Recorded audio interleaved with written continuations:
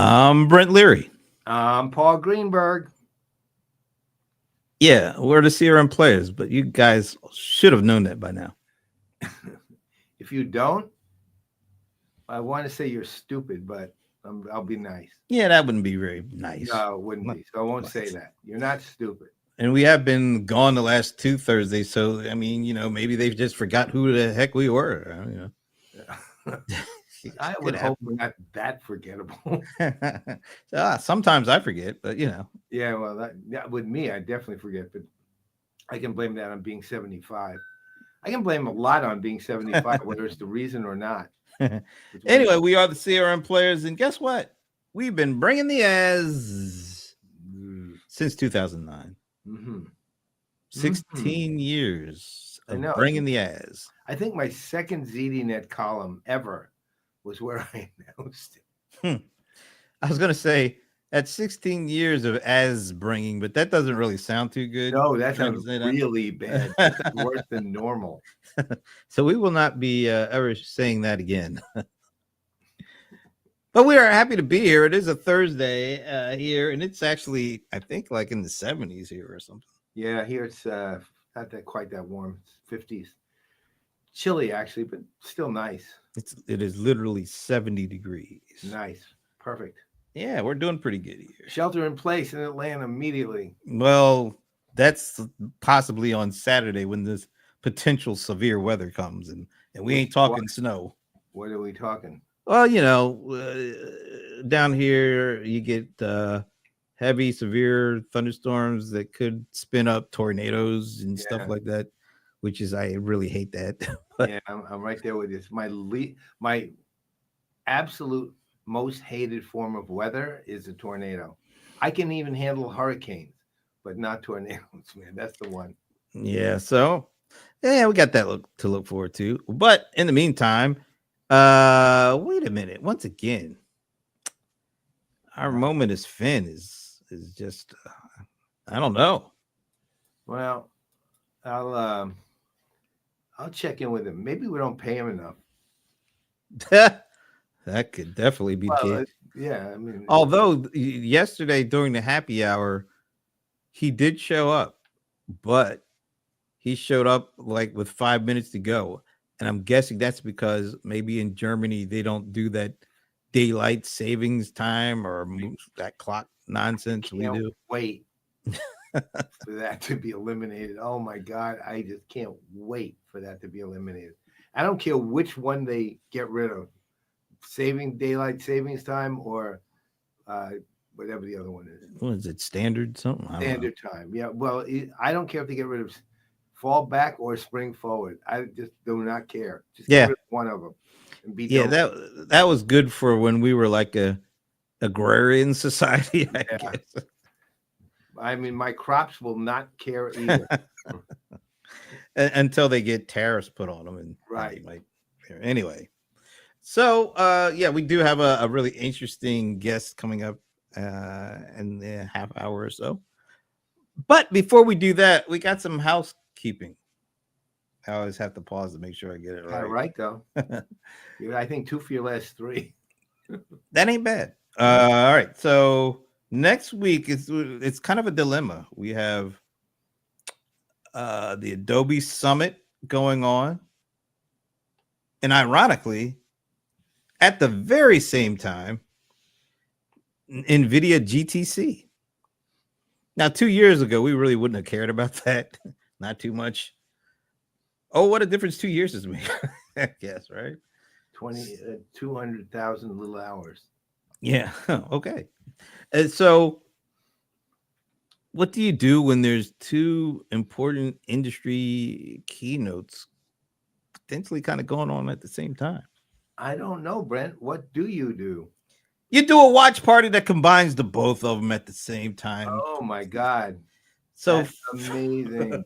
For the very first time, we're going to attempt to do like a watch party mashup. I mean, so luckily there's a little bit of staggeredness going on because noon Eastern on Tuesday the 18th, Adobe Summit does their opening keynote. And at 1 p.m. Eastern time on that same 18th, NVIDIA's GTC keynote is going on. So what we're going to try to do, I don't know if it's going to work or not. We're going to try it anyway. So we're going to try to, watch the first hour of the Adobe Summit, which is 2 hours for those. Yeah, it's two. I think they're both like 2 hours or something. Okay.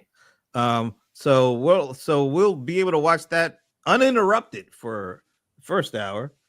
Then we're gonna see what's going on with Jensen Wang over at the NVIDIA's GTC event, and we'll see. Maybe by the time we get to that second hour of the Adobe one, maybe we'll definitely want to go over and see, because Jensen has got he's got that presence. So you want to see what's going on, and of course, NVIDIA basically is the one company that everybody really keeps an eye on when it comes to where are we at with AI. So we have to watch that, and we want to watch Adobe because they are right in our wheelhouse. They're going to be talking about their, I guess, form of agentic. Why wouldn't they? Everybody else does. So we need to keep our eyes on both, and so we're going to try to do that. I don't know. Maybe we'll have both of them up at the same time. I don't know. Well, we could try. I mean, we should probably also invite a few other analysts to get as confused as we will be. All right. Well, you know what? How like YouTube TV has that multi-view? Yeah, no, I was literally thinking the same thing. We may be able to try that. Yeah, we might have to try our version of that, and we'll see how it goes. So let's go ahead and just thank Adobe and NVIDIA for doing their keynotes at the same time, basically, and allowing us to experiment on something we've never done before, which is like try to have a watch party with two different keynotes from two different companies. This is the keynote watch party multi-view. We hope. Yeah, so we got Shantanu and Anil. I don't know the last name. I know Shantanu's Narayan. I don't know what Anil's last name, but he's kind of the head of the digital business. Yeah. Okay. Shantanu, of course, is the CEO. Isn't he like the chairman and CEO and president too? It's like I don't know if they have a president at all. So he's a CEO and chairman, maybe. I don't know. I know he's CEO, but that's the only thing. I know he's got like multiple titles. And then of course, but his wife and kids call him Shantanu and Daddy and Mommy. And are you sure you know all that? No, I don't. But I'm trying to humanize him away from his titles. But his wife calls him hubby, and his kids call him Daddy, and his friends call him Shantanu or Shanti. Wow. Shanti? Have you ever talked to him before? No. Okay. Only Indian CEOs of significant level I've ever talked to. Of course, Sridhar, talked to him. And I met Satya, actually, Nadella, about when you're still VP or SVP of engineering back then, whatever the title was. I met him then, just a handshake and hello. It was friendly, and that was the end of that. That's it. Okay. And then, of course, Jensen Wang is CEO and founder of NVIDIA. So what we're going to try to, we'll see what happens. We're going to, at least we get the start with Adobe since they're a little earlier, and we'll see what happens, what we might be able to pull off. Who knows? Join us and help us through this, because we're going to need a lot of help. We're going to need hand-holding, plenty of it. That's right, Rebecca. That's right. Dueling keynotes. I bet Rebecca's actually going to be in Vegas for the summit, I'm guessing. Hey, Rebecca, if you want to go back to your room and get on, you're obviously invited to be on the watch party.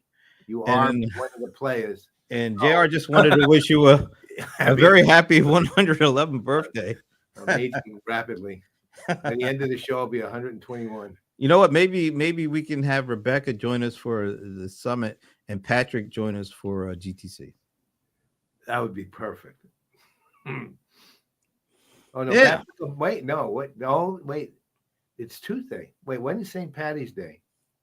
Wait a minute, Rebecca, you're not gonna be in Vegas. Well, let us know. Either way, we'd love to have you if you're Yeah. able to make it.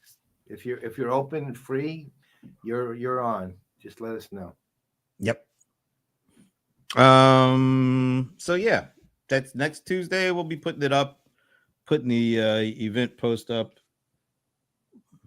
maybe later today. Who knows? Okay. And Patrick looks like Patrick is in. Yeah, he's in. That's what the wolf Perfect. means. All right. So what do we got before we bring our guests on? Oh, I wanted to get your take on since we did do a watch party last week for Salesforce TDX. Um, your thoughts? Well, I mean, it's funny. The developers conferences tend to be, I'd say, outside my comfort zone, but it's not really. It's outside my interested zone, right? I'm usually not that interested in the developers conferences because I'm looking more at companies. I mean, look, the thing, Salesforce, by announcing Studio and doing all the other things it did at TDX, um, were, how would I put it? They're doing something that to their credit, which is they're providing tools to people who aren't necessarily deep coders and developers that can use those tools to develop, you know, um, AI in some capacity, whatever it may be. And I like that. It's fine. But again, I don't have lots of impressions about it, particularly. I mean, when I wasn't there. I probably, even if I was still going to conferences, I probably would not go to it. I'd probably go to Connect and Dreamforce. But um, so I don't have ton of impressions. It was, to me, also the announcements were, what's the best word? The announcements were table stakes announcements, things that you kind of have to have now. And, or, I mean, if this was a year ago, they would have been wow announcements. But, we've already seen tools like, Pega Blueprint and the other stuff coming out, which are, also help you build these things, kind of tools, builder tools. And they're just pretty spectacular. But there's no company. Service now is buying companies now, and they're have their own set of tools also that they're announcing with the Yokohama release, things like that. Everyone's doing this, so I think the conference was. I mean, the best part of the conference was just seeing the faces while I was watching virtually of people I know. Beyond that, I think that Salesforce made a number of necessary table stakes announcements, but nothing really stood out dramatically to me, and it might just simply be because I'm forgetting. But that's kind of how it was. What do you think? Well, I probably have a little different perspective because I was there, physically there, and so I had a chance to have some really good conversations. I posted one with the SVP of strategy, tech strategy or partnership strategy, strategic partnerships. That's what it is. Strategic partnerships. Nick Johnston, and we had a really good conversation. He really broke down like all the places where the Google partnership that they announced like the week before, where they're actually gonna be connecting. It's like these multiple layers, at the kind of at the model layer, at the application layer. I mean, so even at like the integrating what they're doing with Agent Force with Google's dialogue flow from the contact center perspective. Really interesting stuff, and I think hopefully, I know we are trying to put together an executive, a Playaz executive roundtable conversation on these kind of really huge strategic partnerships Yeah.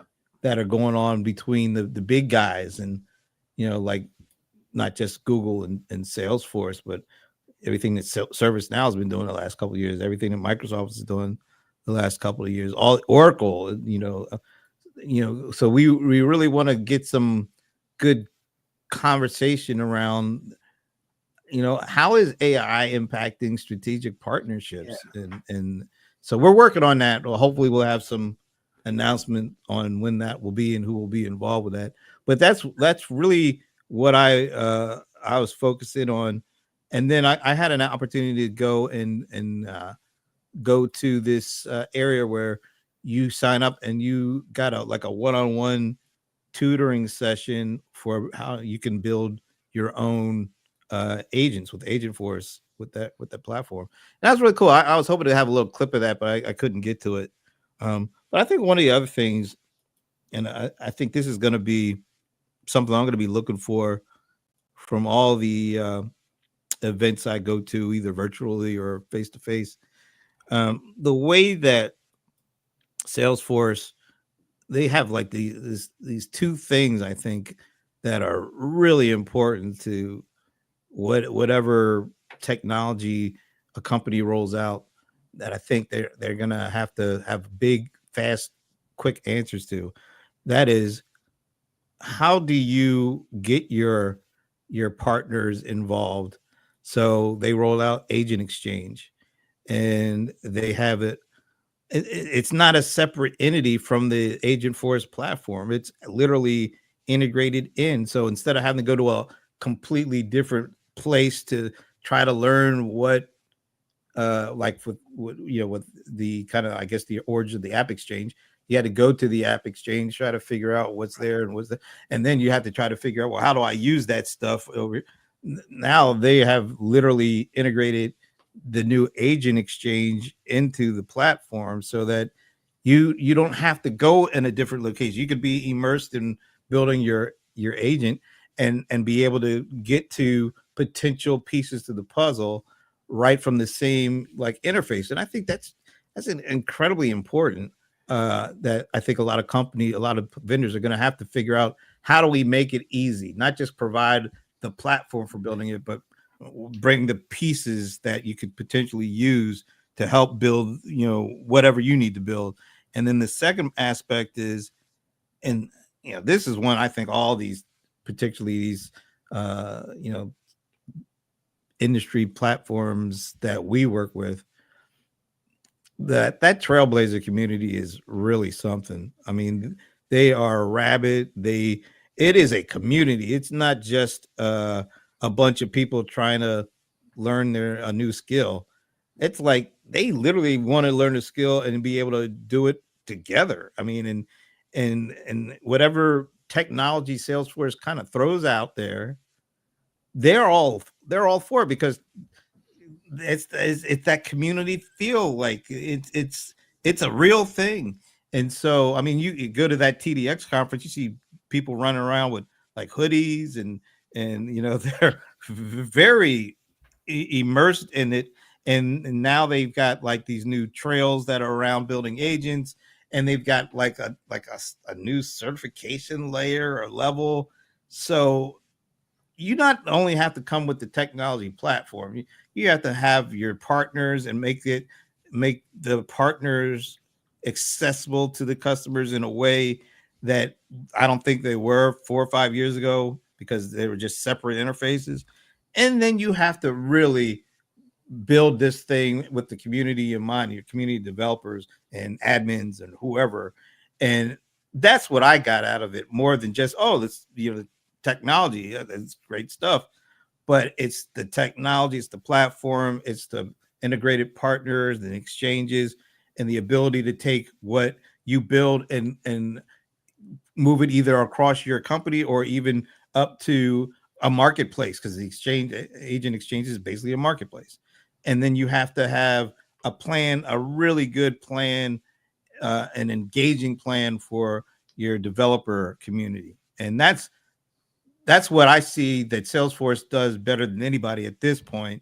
And I think that's going to be a real potential game changer going forward, because if you have all of those things in place, you don't even have to have the greatest technology platform. I mean, it helps to have a really good one, of course, but if you have a real plan, an engaging plan for both your partners, and making it easier for them to have impact with your customers, but also your customers developer, saying, folks, if you don't have all of that, it's gonna be hard to really have success at scale. And I think that's the thing I took away the most, even beyond the technology. I'm right there with you on that part. I wasn't there to see it, so I had no. I mean, I have a clue because I know Salesforce and what they've done with their community over the years. In fact, if you think about it, the whole Trailblazer thing and TDX and the whole conference came out of their original. Remember, it was Trailhead and the training program. Yep. But who are they training? Right, it was members of that community, and it goes all the way back even further to the whole Salesforce Saturdays thing that they did. I mean, that was always the admin, especially the admins, but the developers and the code and the the coders and designers. It was those guys too, and all the the more technical folks would get together and just informally meet. But what I think where the breakthrough came was probably about, I don't know, it's got to be 8 or 9 at least years ago, maybe a little longer, where Salesforce realized they had this. And then instead of like trying to control it, they just decided to institutionalize it and participate in it. And it made a big difference in the evolution. And it goes to the thing we've talked about before, which is it also goes to the fact that they care about the people in the community, and then they reward them appropriately too. Again, I've said it 100,000 times, and I'll say it another 100,000. Man, that golden hoodie thing that they do is not only brilliant just as an idea, but it's meaningful to the people who get it. It really means a lot, and it's literally like stolen directly from America's Got Talent, right? But it doesn't matter. Their adaptation of it, their if you remember, when we go to Dreamforces, they on Moscone West. I think we talked about this the other day.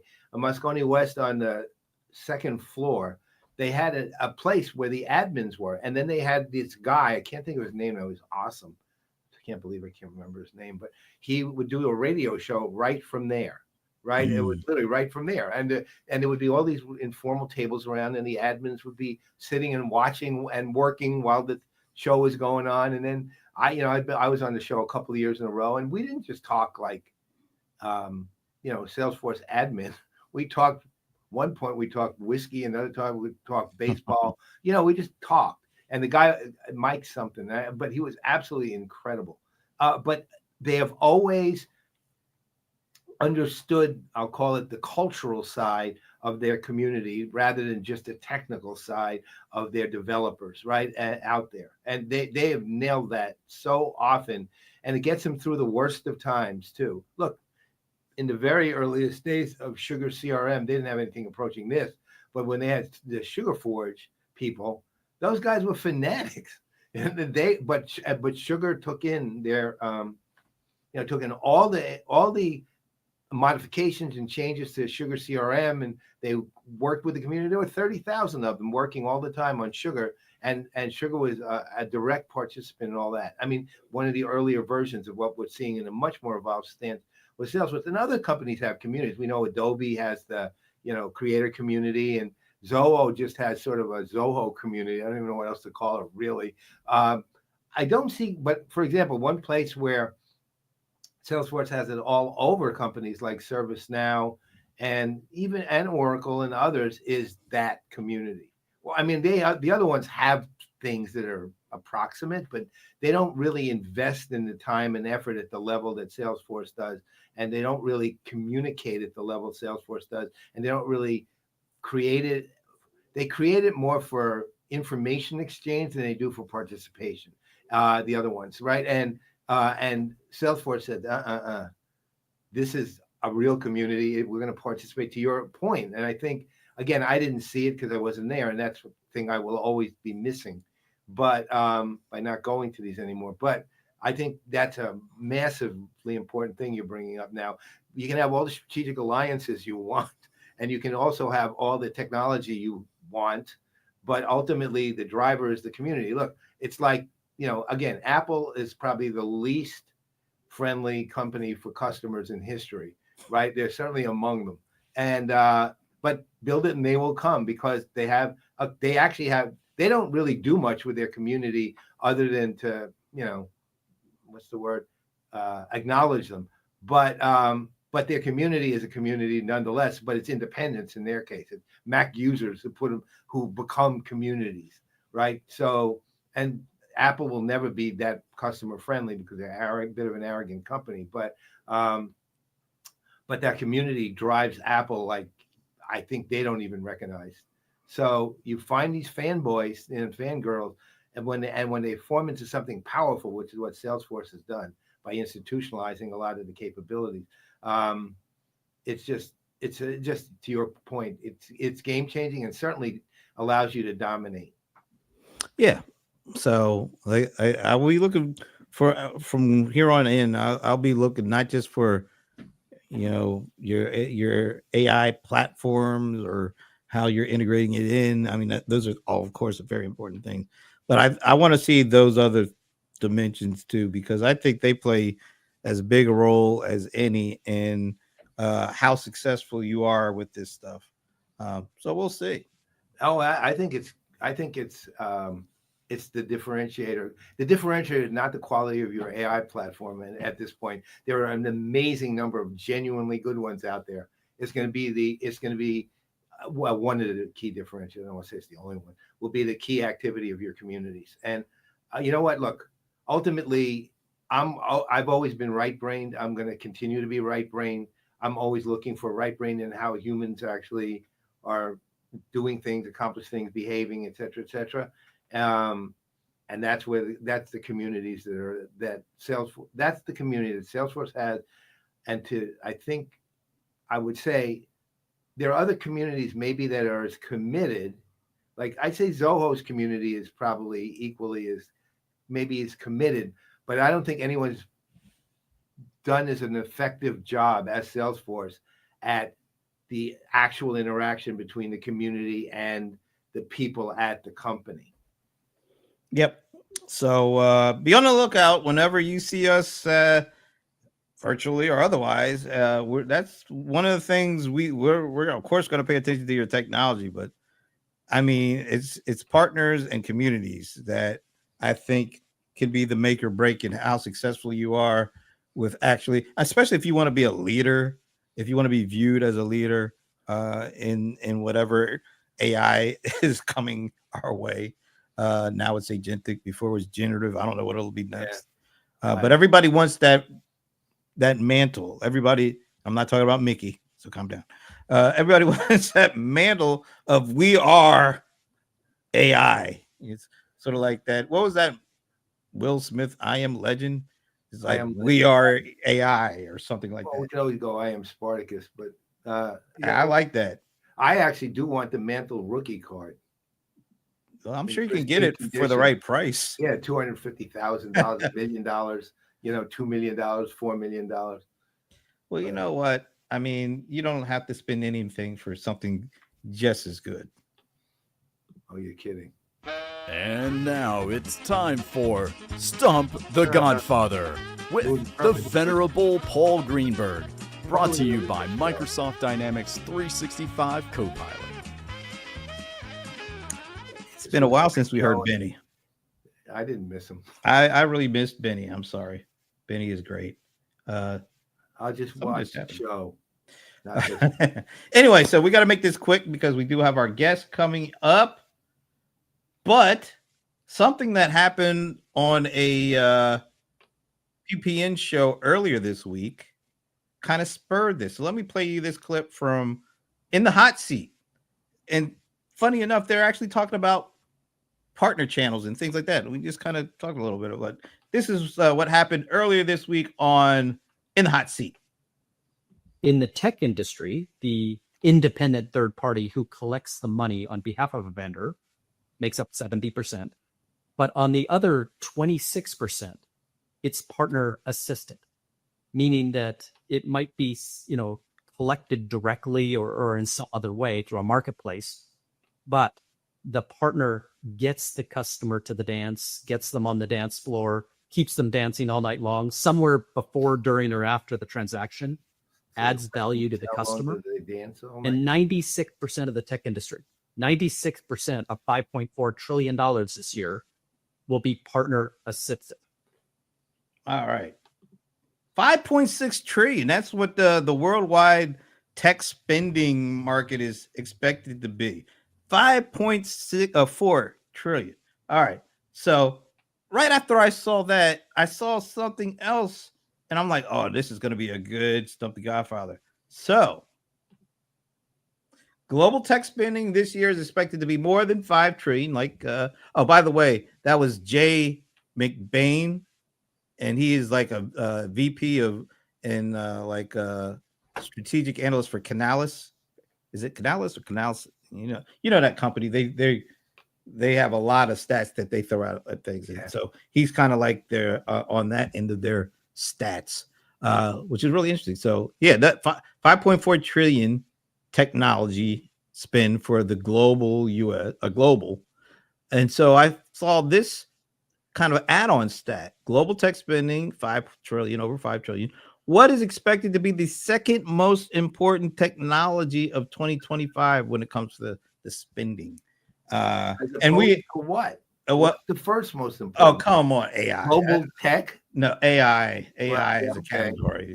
That would be way too easy. So, what is the second kind of category of tech spending that at least I'll tell you who it is who put this together, but I don't want anybody out there who might try to be funny and ask ChatGPT or something like that. So AI is number one. We know that, but what's the second most important technology? We'll have the second highest spend.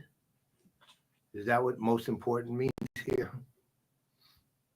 I'm only going to say AI was number one. All right, see, JR is already on the board with biotechnology. Well, see, that's what I'm trying to figure out. Do you mean like broad technologies, or do you mean Yeah. AI versus? No, AI is just one, is the top category. No, I get that, but AI also fits within the world of information technology. Are we talking about outside of information technology? It's whatever people spend on technology for. So AI is one of those things. JR is saying biotechnology is the number 2 one. It looks like Patrick is saying dog treat technology. Woof. All right, there you go. See, I think Patrick's wrong. It's number 3. Rebecca's saying data centers. I don't know what JR, damn Skippy. Damn Skippy, you know what that means. What is he saying it for? Like dog treat technology, the damn Skippy. Oh, okay. I thought he was talking about like GIF or something.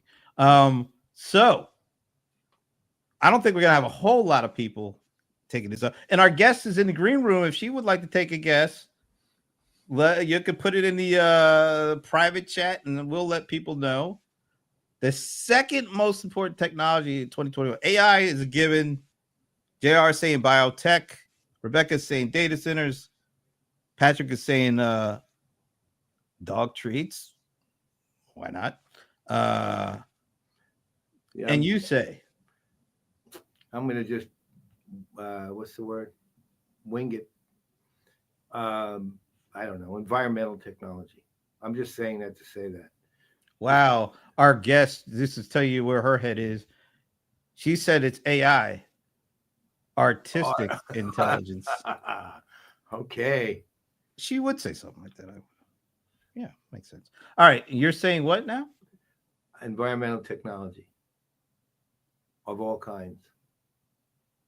All right. Is he right? Let's see what it says. The survey says, well, there's no survey. Well, there is a survey. Survey says renewable energy. It fits within my broad category. It's kind of Well, let me say this. I'm closest.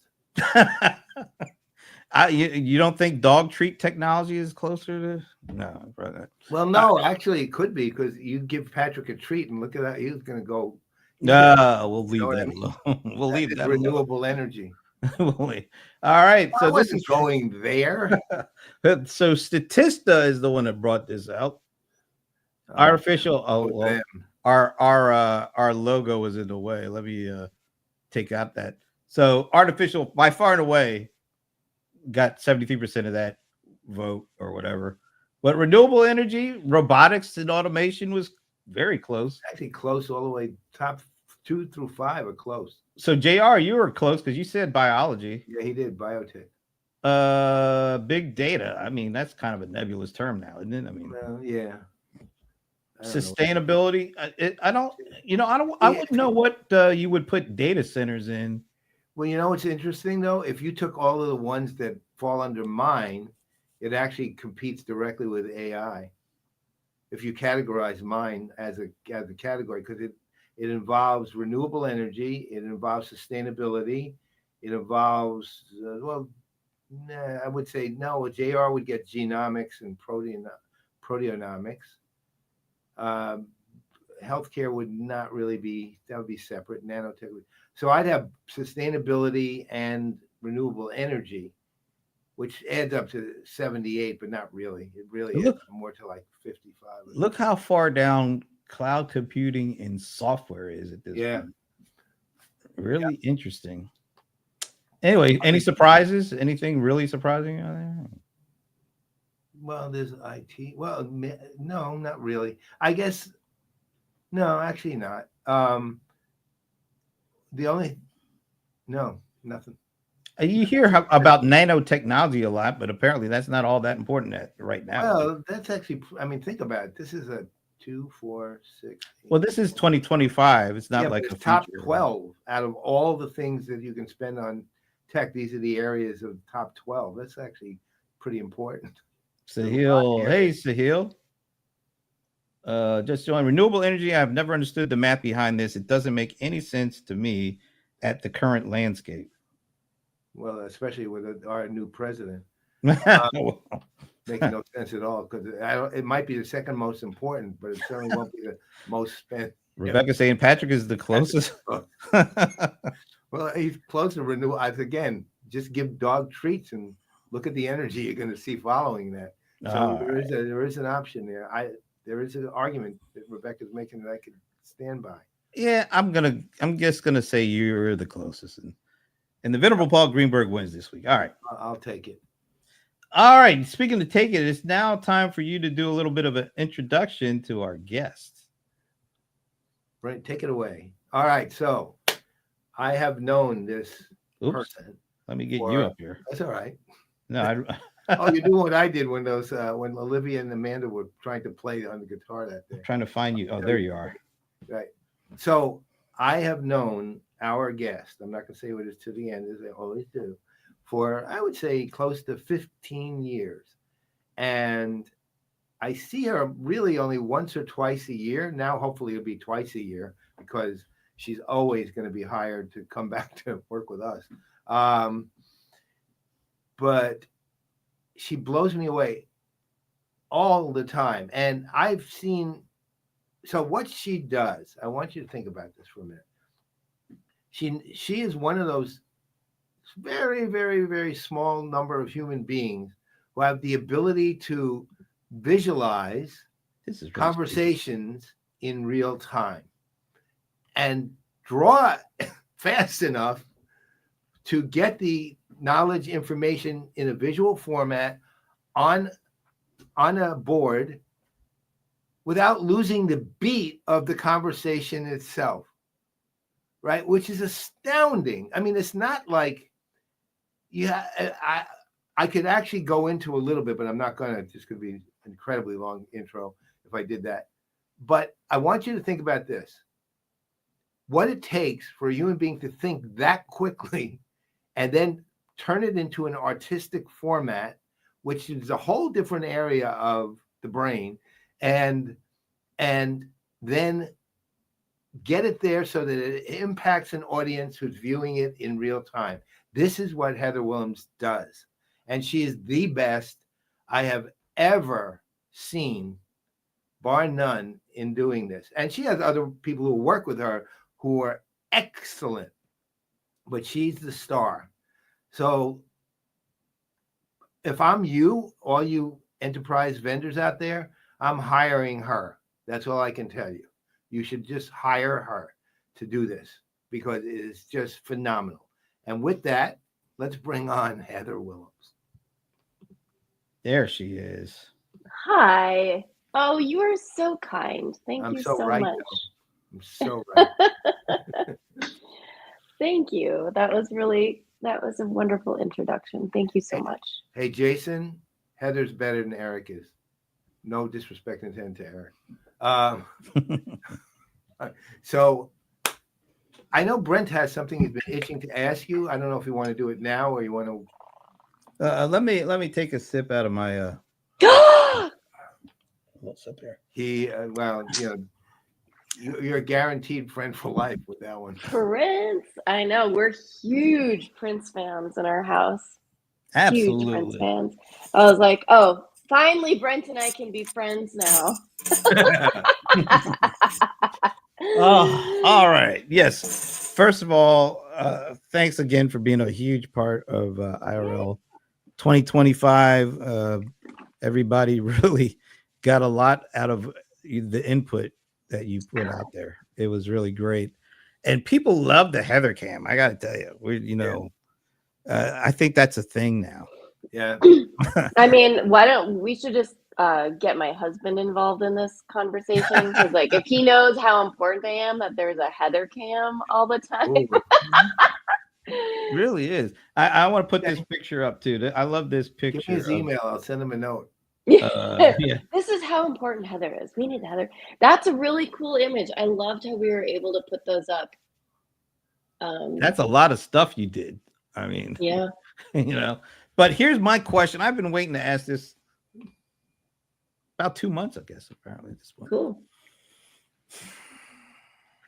Now, what you did there, you heard everybody speaking and you're immediately able to visualize what you hear. You take their words, turn it into this in like real time, and it's incredibly impressive. Has there ever been a time where somebody was speaking, you're doing this, and what they said meant absolutely nothing to you, and you couldn't visualize a thing? Yes, absolutely. So I have a very old example of this, and I have one that I won't say I didn't know exactly what to do at all, but it was challenging, and it just was a couple days ago. Wow. So the first time was in 2011. It was right after I was graphic recording at South by Southwest, and Microsoft, got the call from Microsoft. They're like, "Can you do our conference?" Like, oh my gosh, it's Microsoft on the phone. And we went and we did Mix 11, and it was like 40. It was a full day. We had like cameras on us. We had a Heather cam at that time back then, and they had us in makeup and the whole thing. And they had us graphic recording for like coding. It was like HTML, and it was somebody like presenting coding. And I was like, I know this is coding, and I know what coding's for, and I know like a little bit of coding, but I had no idea what was going on. So I was literally up there thinking, racking my brains for like every sort of computer that ever existed up to that point. And I was like trying to draw every single kind of computer, and I'd have some sort of code coming out of it. And this was the funny thing. And I had to leave really quickly, so I didn't get the like, yay, you're amazing. This was so amazing.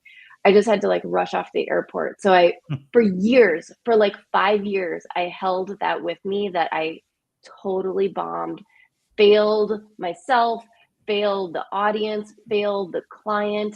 And then I was in Sweden, and I had somebody come up to me, and they're like, "Hey, you're Heather," from my old company, ImageThink. "You're Heather from ImageThink." I'm like, "Yeah, I saw you at Mix 11." And I immediately just like shrunk. And this person said, "You captured it beautifully. I have that printed out next to my desk. And somehow you captured everything." And I was able to remember this conversation. I've had it up by my desk for 5 years. And I was like, wow, even when I have literally no idea what they're talking about, I'm listening for like the patterns in conversation. I'm listening to people's, not only to their words, but I'm listening to the tone and inflections in their voice. I'm listening for the excitement when or I'm listening for the audience's excitement. If the audience is laughing, and like, I'm like oh, pigs wearing pajamas, great. And I draw that up. I have no idea what it means, but it means something to the audience. So I think the beautiful thing about, and you didn't ask me this question, but I'm just going to talk about it. The beautiful gift that I get from bringing this skill to folks is that like I get to just be present in the moment. Like I don't have to think about the past. I don't think about the future. I'm just 100% present in the moment. I'm with the content. I'm with the audience. I'm with the energy in the room. And I'm like a translator. I'm really just translating into the visual story. How did you even figure out you had this talent? I can't even imagine how you discover it. Somebody told me about it. I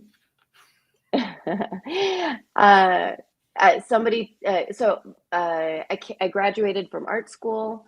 I was a professor for a hot second, and to make my rent, I also had to waitress. So being very, very bored of just sitting in a bar waiting on people, I started sketching out, eavesdropping on them and drawing their conversations. So downstairs in my basement, I actually have this stack of napkins from that time period. So I'd like write all these conversations on napkins, then bring them back to my studio, and I would paint these like giant, 16-foot paintings out of these conversations from the bar I worked at.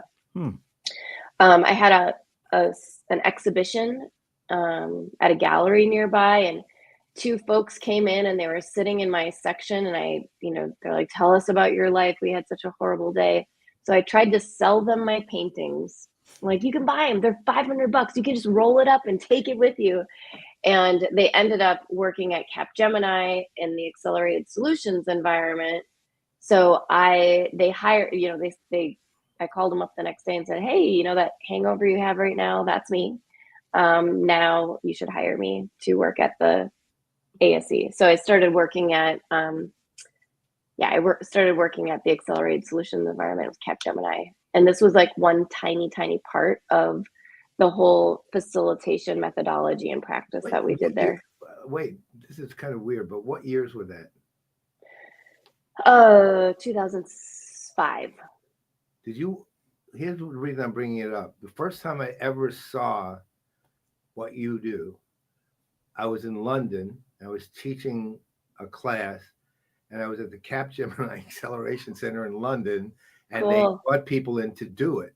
Yes. And I wonder, were you there then, or were you gone then? What year was it? 2008. I was still there, but I was based in New York City. Okay. So, and I wasn't in the London office very often. I was overseas a little bit, but not in the London office. It's your impact might have been the reason I even saw that, because there's a definite, when you said that like. That's where I learned it. That's where so my basis is in facilitation and collaboration and, parallel processing and, all these different models for learning and understanding. And the graphic recording seemed easy and fun. And I was 30 years old. And so I was like, let's start a business doing that. So now that I'm in my old age, I'm doing a lot more facilitated sessions, innovation workshops, and stuff like that. But my heart is with visual storytelling. Are you currently down at South by Southwest? I just got home last night. My team, I still have a team member there doing the keynote today. But I was there for 6 days and it was so awesome. Tell us about what you did there and how, South by Southwest is such a huge event. So much stuff going on. How did you get involved and what do you do when you're there? Sure. I wonder if I can share pictures, but I was invited to do the keynotes. So Two Line Studios was invited to be the official graphic recorders for South by this year. I did it several years ago. My first time doing South by was with my first business, and we did it between 2009 and 2017. And so there was a big old gap in there, and I, maintained my relationship with Hugh Forrest, and he invited me back in. So we were there to do all of the keynotes in Ballroom D. And then we, chose other sessions that we wanted to do out of that space. So it was super cool. Did all those hour-long talks, and then we built these giant towers. And we've done them at CCE. Paul, you've seen them with when we do it with Ray with Constellation. So we built these towers, and we just kept switching it out. And it was just great. It was so wonderful to see everybody engaged and excited. And we were positioned right in front of the oh, please, Heather, don't get this wrong, the ASL. So the folks who were, reading the captions on the screen and had a sign language translator there. So we were another methodology of learning, which I think is so phenomenal, because we're not all auditory learners. We're not all, look at a chart and a graph and a slide, look at some data. Like we're bringing storytelling into the learning process. And I was very excited to. Who are the on the keynotes? adrenaline, so the adrenaline high from it. Who are the keynotes? And matter of fact, who's like the most famous person you've ever done this for? Besides Paul. Well, we that's a big question. This week, I can just think this week we graphic recorded for Issa Rae. Wow. We did Conan O'Brien was yesterday. Nice. Today Michelle Obama speaking, but we're not allowed to graphic record for her. They're like, Wow. sorry, hard no. I'm like, dang it. We just Guy Kawasaki's always there, so I've graphic recorded for him a bunch of times. This time, Scott Galloway. I've graphic recorded for him a bunch of times. These are all the people this week. Jesus, so this week. Yeah, those folks were this week. And then also Meredith Whitaker from Signal was there, which was awesome. We graphic recorded for the CEO of IBM, Arvind Krishna.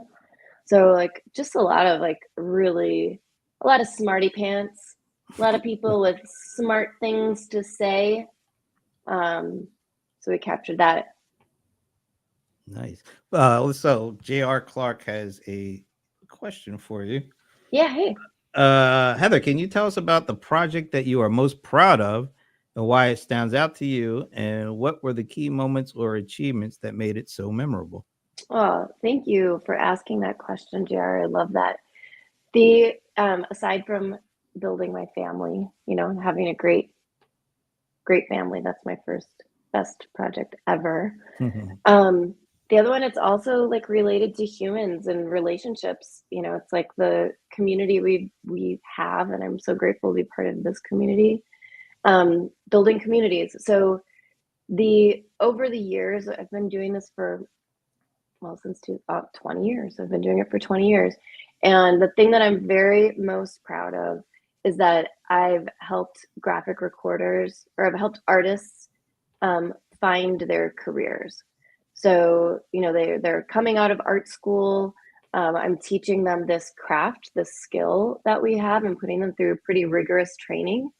And then not only showed them a path that art can be a very lucrative and rewarding and impactful and positive career in, sharing ideas, spreading creativity, fostering imagination, all that stuff.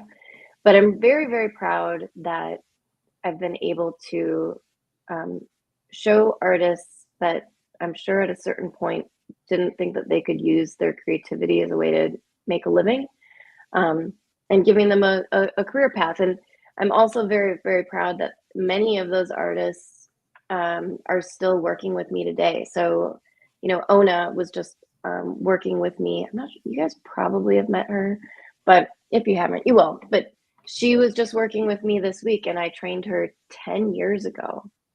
Wow. So that's the thing that I'm the very most proud of, is that, seeing these folks come out of art school, giving them the confidence that they can have a career in the thing that they love, and then really like coaching them and mentoring them to build their own businesses that they can serve in their part of the world. So I sort of slightly more technical 2-part question. First part is, what do you actually use? What are the tools you're using? Like specifically, what are you? Yeah. What are those? And I'll ask the second one after the first. Sure. The tools that I'm specifically using. Good thing you told me in advance, so I have my props. Such high tech. I know. In these markers, I'm going to tell you, if you guys want to geek out about tech, yeah, and markers, like I will geek out on markers all day long. But these are they're Neuland. Sorry, they sound like that when they fall. They're Neuland markers. It's a company out of Germany. They're incredibly smart. They come, you can buy ink that refills them. Wow. The tips are replaceable. So they pull out you can pull them out and put new ones in. And many of the markers that I've had, I don't have the original ones from 20 years ago, but many of these I've had for over 10 years. Wow. And they're still great. So these are the primary tools. This is the number one tool that I use. They come in all different sizes. So and then I would love if folks in this call have a more sustainable product or that are listening in, but like we use a lot of foam core, which is really sleek and it looks great. It's good for moving around. It's kind of stealthy because it's quiet. It provides a really great surface for drawing on, but it's horrible for the environment. So I use foam core, and then I also sometimes we'll use recycled what is it called? Cardboard. We'll use cardboard as well. I just want to. We also work digitally too. I kind of forgot about that. Like I think the analog part is really interesting now that we're all swinging so heavy tech.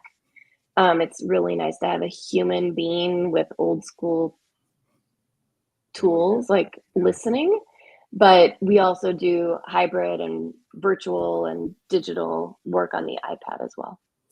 I'm going to ask JR, why don't you just leave your moment in the comments section, because we're getting ready to hit the top of the hour, and maybe Heather will get a chance to check it out after the show. Thank you. And Sven, you're a little late, buddy. We have that hour roll forward hour thing here. Germany, I'm guessing they don't have it. So you said your markers come from Germany. Mm-hmm. Are you afraid that there might be a tariff on those? No, I'm just kidding. Move on. I stocked up, actually. So how difficult is it for you to teach somebody to do this? Well, it depends on what level of teaching it is. I have a workshop that I do on listening, the art of listening, the power of visual storytelling. And then I have another one that I teach that's called killer flip chart skills.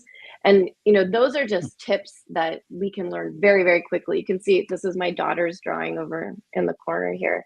So, she's 8. So I can teach an 8-year-old. Is that the one Prince was married to?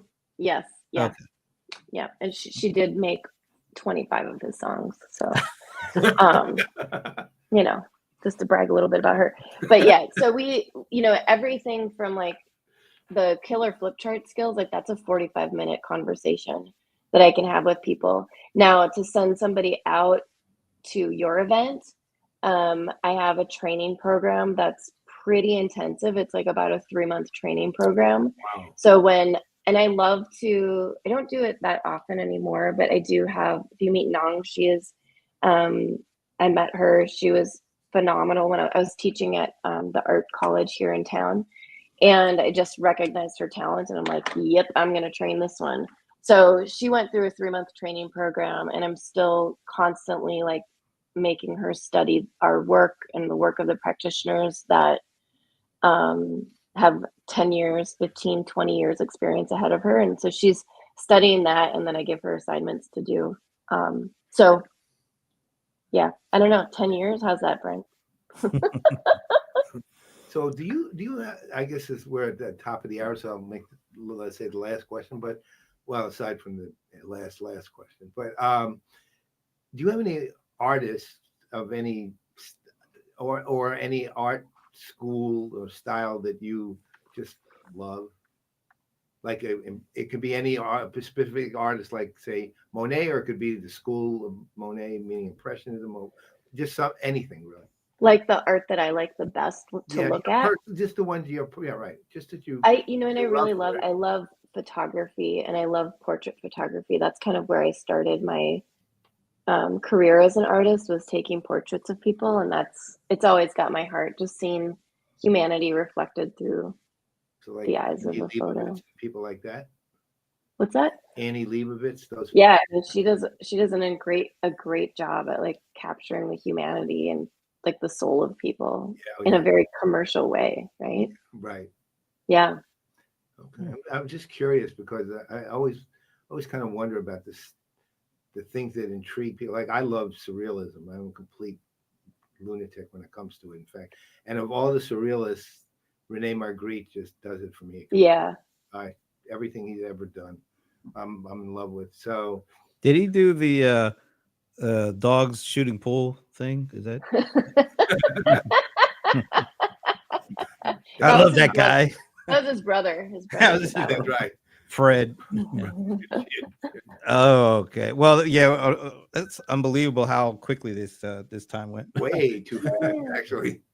We definitely appreciate you making time, especially like in the midst of you just getting back from South by Southwest, and I'm sure I went to that thing once or twice, and it was like chaos, mayhem, all sorts of stuff going on there. So I could only imagine. Yeah. And how many of your folks were down there? We had a small team. We just had 4 people there this time. It doesn't sound like that small a team, no, but that is a huge conference. So yeah, I will offer to everybody listening here, if you want to go over to our website, twolinestudios.com, and sign up for our newsletter. I'll tag it for South by, and I will send out all of the cleaned digitized images from I think we did like 13 different talks at South by, and then my hopes my intention anyway is to do one visual summary of all like the key takeaways that I heard while I was there. So again, it's www. It's like twolinestudios.com, and if you sign up for the newsletter, we'll send out all of those digitized copies. I highly recommend that too. The other thing, which is very apparent, is you're also, aside from the person who, the sort of both combination of the creator and the teacher, and you're also a thought leader too, which, and that's, so if I'm those people listening in, I'm signing up for twolinestudios.com because, and in fact, I literally am going to. Thank you. Because she's the thought leader in this space, and it's obviously a space that has real power when applied. So, thanks, Paul. All right. Well, before we go, let me get one more last sip here. I'm also getting ready to do some light reading. We didn't mention I'm in Minneapolis. That's why he keeps showing all of the Prince stuff. and her 8-year-old daughter is a spiritual wife of Prince for the last 15 million years, if I remember that correctly. That's right. That's right.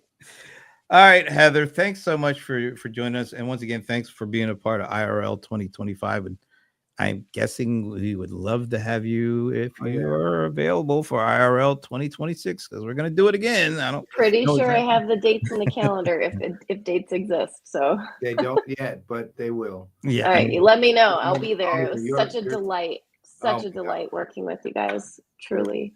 All right. So we're getting ready to end the show. But Heather, don't go away if you can. We're gonna end the broadcast, but we'll be in the green room again. All right. So on behalf of Heather Willems and her daughter, who has that special relationship with Prince, I'm Brent Leary. I'm Paul Greenberg. We are the CRM Playaz, and remember, we will see you Tuesday, March 18th, noon Eastern, because we are going to attempt to do something we've never done before.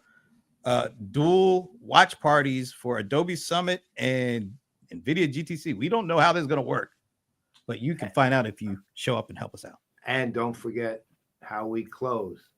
Oh, yeah. Heather rocks. Oh, and Marta, by the way, runs all CX and customer experience for Henkel. She was at IRO. She came all the way from Germany. Yeah. Hope they don't have to pay any tariffs. All right. And our usual close is this. If I can only find Minnie. There she is. There we go. See you next Tuesday. Twice at once.